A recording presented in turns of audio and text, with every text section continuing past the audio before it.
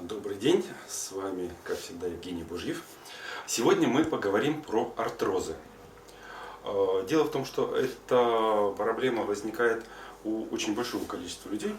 Наша медицина не хочет обращать внимание на эту проблему, пытается лечить ее с помощью всевозможных фармпрепаратов. Сейчас объясню, в чем проблема. Артроз – это атрофия суставной поверхности, хряща суставной поверхности. Вы знаете, что все суставные поверхности, благодаря тому, что там они трутся друг от друга, окутаны хрящом. Так вот, хрящ, атрофия этого хряща и недостаточность питания этого хряща, это и есть артроз. Как следствие, при артрозе, после того, как атрофируется хрящ, компенсаторно начинаются различные изменения, костные разрастания и так далее. Они вторичные и компенсаторные носят характер. То есть они не являются непосредственно причиной артроза.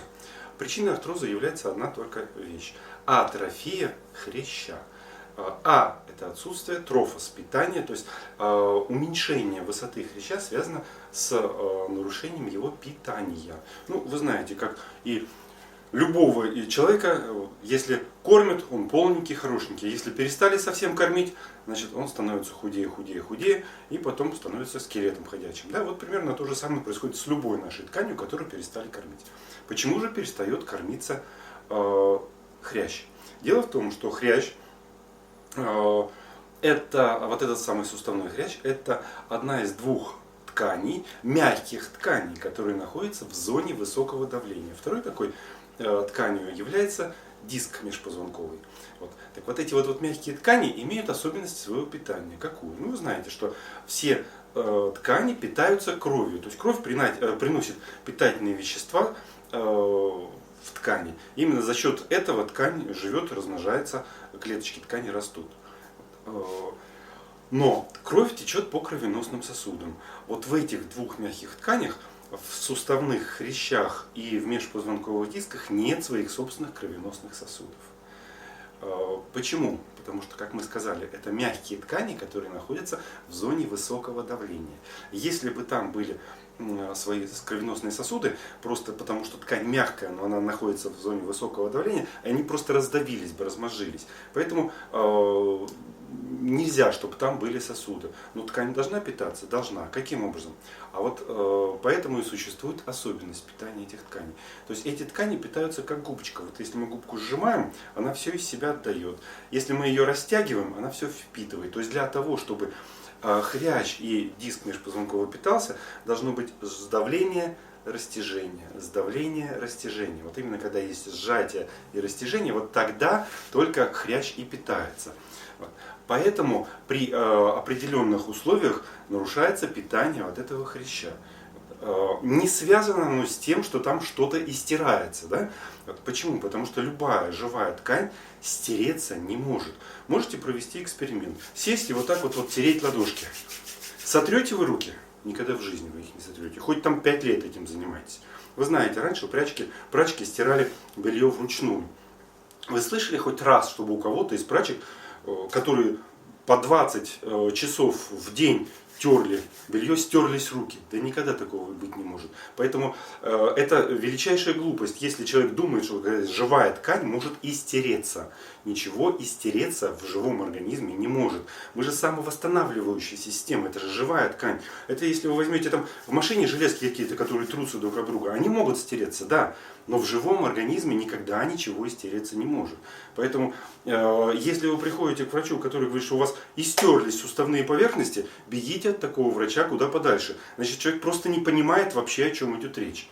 Почему это важно? А важно это по одной простой причине. Потому что если вы поверите такому врачу, который сказал, что у вас истерлись суставные поверхности, тогда, если они истерлись, так что вы можете сделать? А уже ничего сделать нельзя уже. Да? Тогда единственным путем опять поверить этому врачу и пойти поменять свой собственный живой сустав на искусственный. Да? Все, другого пути нет. А если вы будете понимать, что там никакого истирания не происходит, а происходит атрофия, то есть нарушение питания, с чем она связана, я сейчас вам объясню, то тогда вы понимаете, что для того, чтобы восстановилась эта ткань, она же живая, вы начните ее кормить, она снова поправится. то тогда, чтобы она восстановилась, эта ткань, нужно просто-напросто восстановить ее питание. Вот и все. И тогда ваш родной собственный сустав восстановится сам, без всяких там операционных вмешательств и без искусственных суставов. Понятно, да? Почему нарушается питание хряща? Потому что мы сказали, есть особенности его питания. Он питается как губка. То есть он должен постоянно сжиматься, растягиваться. Сжиматься, растягиваться. Почему нарушается вот это сжатие, растяжение? Ведь мы же двигаемся. Например, вот артрозы коленных суставов там, после 40, ну, чуть ли не у каждого второго. Да? Почему нарушается? А потому что существует одна простая вещь. Кто двигает косточки в суставах? Кости в суставах двигаются с помощью мышц. И если нарушается мышечный баланс, то есть вот стоят косточки вот так, суставные поверхности должны быть конгруентны. Вот тогда, получается, они сжались, весь хрящ сжался, растянулся, сжался, растянулся при движениях. Тогда он будет питаться. Если же косточки встали как-то по-другому, вот так, например, да, то при движениях все давление приходится на какой-то пятачок маленький. В этом месте хрящ будет просто раздавливаться, чисто механически раздавливаться. А вся остальная суставная поверхность не будет питаться по той простой причине, что нету сжатия растяжения. Вот вам причина артроза. Неправильное положение костей. Кто держит кости в суставе? Мышцы. От кого зависит, так кость будет стоять или так будет стоять? От мышц. Если баланс мышц здесь и здесь одинаковый, то тогда вот косточки стоят вот так. И тогда движение будет полноценное и никакого артроза не будет, потому что хрящ будет питаться. Если косточки при дисбалансе встали вот так, например, здесь мышцы напряжены больше, чем здесь, вот, то тогда получается, что питания нет. И отсюда начинает развиваться артроз. Понятно?